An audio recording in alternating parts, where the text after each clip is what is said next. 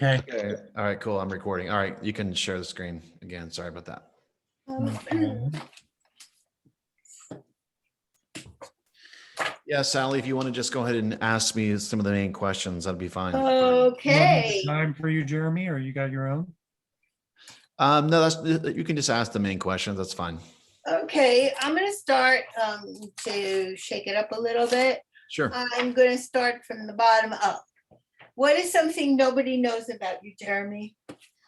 That I regularly have dreams, and sometimes they represent uh, some things that happen in the future or just things about people. So it's just a random thing that happens. So I'm secretly like psychic, I guess. Okay, do these dreams come true? Is that what you mean? Some of the time, yeah. Wow, you got to get together with Kelly. I know. And what is your burning desire? My burning desire is to, build up my business and have multiple, people working for me. I appreciate you being here, Keaton. Keaton, you're one of the two different people that I've been, getting up to speed and bringing on board. So just to grow my business and provide for my family. And what were your previous jobs? So originally I started out way back in Mills River at a busboy way back. Started out with there at age 14 and really have done different things like stocking restaurants, stuff like that. My most interesting job was working at Yellowstone National Park in 1997 for an entire summer. That was so exciting. What were you doing? I started out cleaning rooms, but I'm a crazy extroverted person. So cleaning rooms all day was so boring. So eventually I moved over to checking people in at the front desk at Old Faithful Inn in Yellowstone National Park. Oh, that's wonderful. Yeah. So, and would you like to tell us a little bit about your family? Yeah. So I've got 3 kids. They're 13, 15, and 17, and have them a lot. And then I also am dating a girl with 2 5-year-old twins. So it's thinking about maybe doing the whole kid thing all over again, but it's fun, this is a way to give back. So a large group. And do you care to oh, sorry about that. Do you care to share any other information with us? That's about it. We're running out yourself? of time, so let's just all go into it. Okay, so why don't we just get into your presentation? Okay, sounds good. I'm going to share my screen. Can you stop sharing, Damon, so I can share? I've got a presentation that I'm going to be jumping into. Okay, so let me just make sure you can see. So can you see this? Can everybody see the screen? Mm-hmm. Okay, so today we're going to be talking about local SEO. And, my background, for those of you guys that don't know, is that, I have a background in graphic design. I started creating websites on the side. I had a sales job for a number of years. So I was working the sales job during the day, and in the evenings, I would just start teaching myself how Google works. I was just so interested in Google. And so by 2008, I had a website that was generating $20,000 of business a month for Amazon, but I was making about 3 or 4K from it. So I decided to create my company, Push Leads, in 2012 and go into business full time. So it's been a blast. It's been an adventure. Steve Jobs says, if you do what you love, you'll never work another day in your life. So I actually cried at that when I saw this presentation he made to Stanford students back in 2005. And it resonated with me at such a level that I was like, wow, crying. I was like, man, this is what I love. So anyway, I'm one of those men that's not afraid to cry. I mean, what? But anyway, and so today though, we're going to talk about local SEO, and specifically, a lot of us know about local SEO. If your business is showing up in what we call the Maps pack, and you can of course create your business listing on your own, there's things you can do to make that show up higher in Google. So Bonnie, if somebody's searching for a massage therapist and they find you, they're going to call you, right? They're going to go to your website. And so it's super important for local businesses to have this. And today we're going to talk essentially, local SEO is essentially just different tweaks you could make to your business listing and your website to show up higher in maps.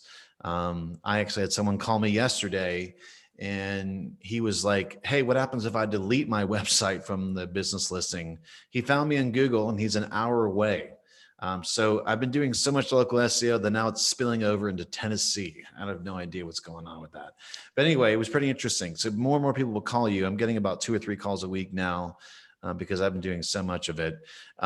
So what I'm going to do is just give you guys kind of the major highlights here. And we're going to look at screen shares and then answer any questions. But really, you're finding out what people are looking for. You're adding that information into your profile, your business profile, and then you're doing things on your website. And then the last thing is you're connecting other websites to your website.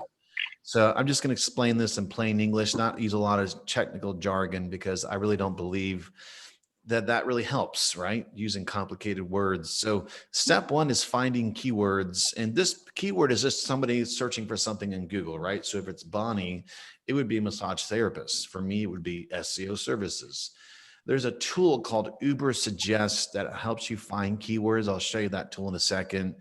And you could use that to find keywords. So just keep talking about Bonnie for some reason. I must need a massage, but Bonnie can make a list of, massage therapist, astral massage. We've done this before when I've talked to Bonnie. You can make a list of a handful of search phrases. And if you want to, you could even think about, hey, I want to make a plan for using these keywords, these search phrases on your site. Google is like a 6-year-old. With 6-year-olds, 5-year-olds, I'm dating a girl with 5-year-olds who has 5-year-olds. You have to be direct with the 5-year-old, right? Hey, don't put the cucumber in your bed. my sister has kids that are young. Don't put the binoculars on the chicken. Like, she literally said that yesterday. Don't put the binoculars on the chicken. With Google, you have to say, I'm a massage therapist. You have to be direct. And it's just not super intelligent. Sorry, Google, if you're listening, but eventually it will be. But now you have to be direct. So if you tell Google, I'm a massage therapist, here's a page that says Asheville Massage Therapy. Google loves that stuff. You have to be direct. Don't put the binoculars on the chicken. Okay. So this is Uber Suggest, and you essentially just put in a keyword in here. So what I did in this example is I put SEO service. And I was just like, that's the keyword there. And then it shows what's called related keywords, SEO services, SEO service for small business, SEO services near me. So you can create this, you can get a handful of search phrases like this without paying for anything. Of course, you can meet with me and I can give you a whole bunch of keywords as well. But that's the first step. The second step is set up your Google My Business profile. And what this basically means is that on your profile has words on it, right? Going back to massage therapist. If Bonnie puts Astral Massage Therapist on her profile, that's going to send out signals that Google loves, right? You're being direct to Google, and you can fill out categories. You can select categories and descriptions when you're setting up a profile. You can add secondary categories. I'll show you what I'm talking about that. And you can fill out your description. So really what it comes down to is the more you give Google, the much more Google loves it. Don't put that cucumber in your bed, right? I mean, Google, you just got to be direct with Google. And you can also send people your review link and get more 5-star reviews. If you respond to reviews, that's awesome too. Google really likes a conversation happening. And you can also post you can do weekly posts on your Google My Business profile. So we just brought on Citrus Solutions. And one of the things we'll be doing is posting once a week on the profile that links to a blog post on the site that Keaton is going to be writing. Yay. So anyway, all of this is all connected. You can add pictures as well. Here's an example of my business profile. See here, see all these categories here. Look at that. This is the info tab, and we're talking about categories. You can have up to 10 of those. So if you add more in there, and search for any kind of service you might offer, Google loves that, and that's going to make you show higher.